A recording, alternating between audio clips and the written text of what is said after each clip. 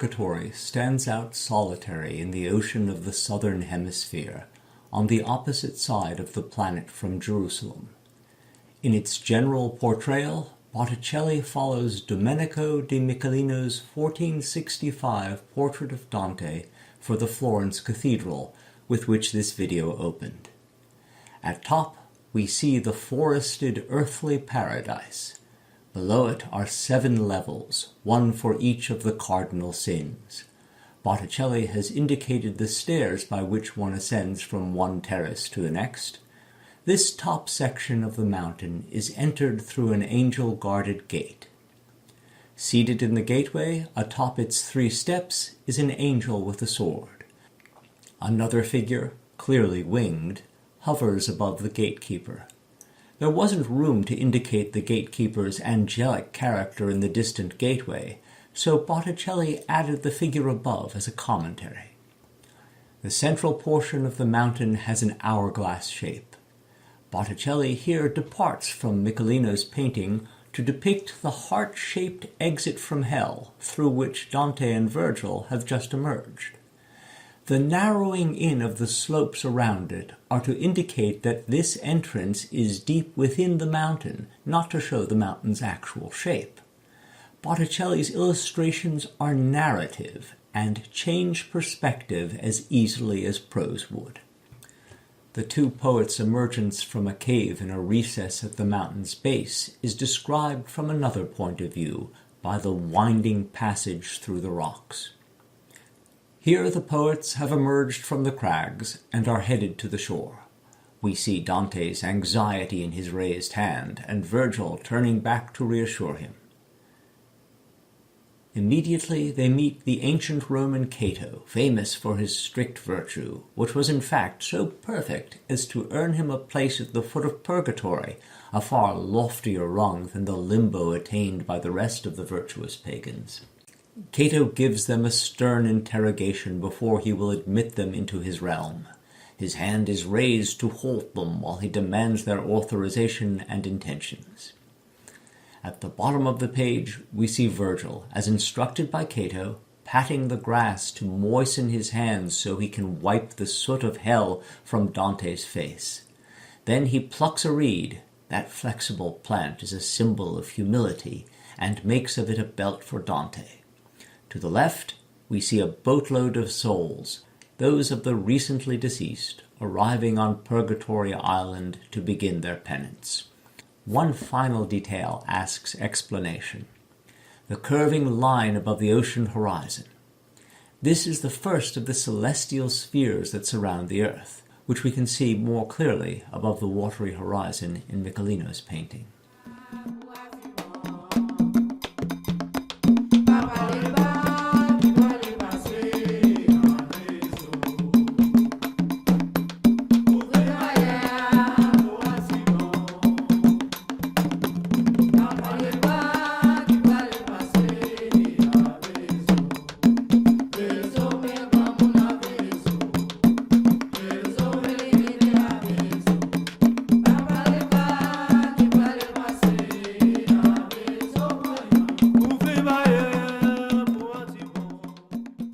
The second canto focuses on the arrival of new souls on Purgatory Island.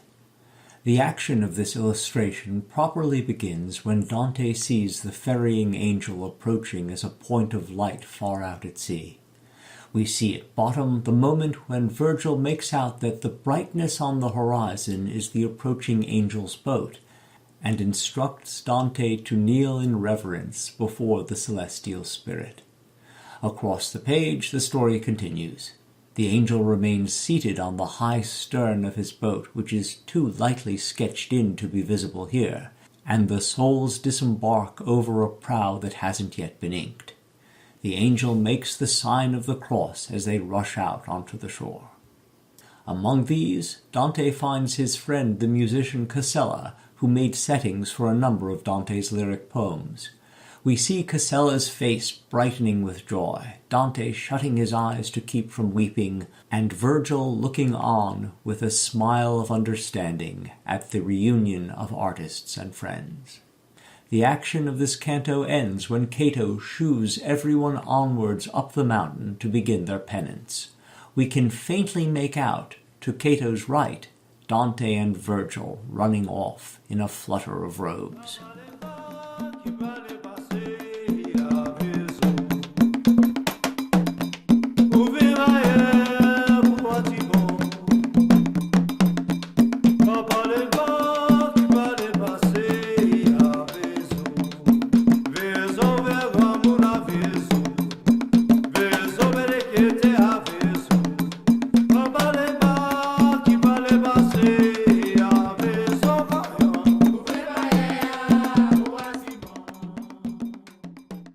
The third canto describes the outskirts of Purgatory Mountain, the region of those who repented late, deferring reconciliation with God till the last hour.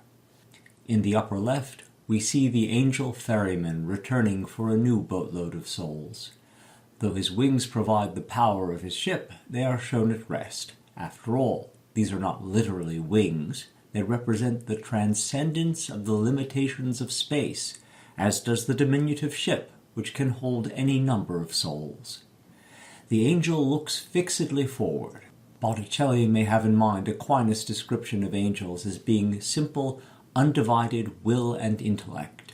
Whatever they do absolutely, without degree or diversion. Just below, we see the new arrived souls scattering like startled birds right after Cato has scared them off with his angry admonition. Their arms are raised in cartoon terror as they cry out in alarm and very literally run for the hills. Virgil's eyes are down, his brow furrowed in awful thought as he berates himself inwardly for allowing himself to be distracted by the meeting with Casella, so that he too deserved Cato's scolding. Dante is looking ahead.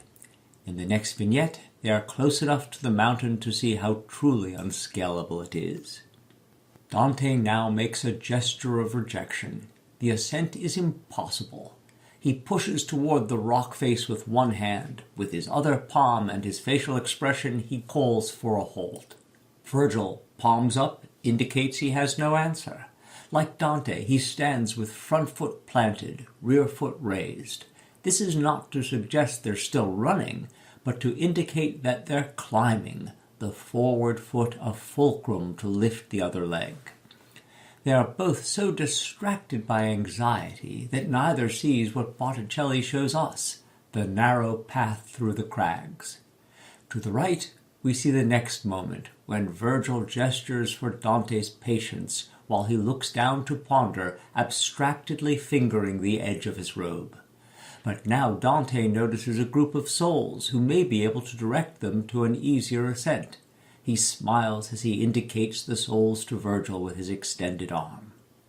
We see the herd of the late repentant, whose punishment is a slow circuit of the mountain's base before they can even begin their penance.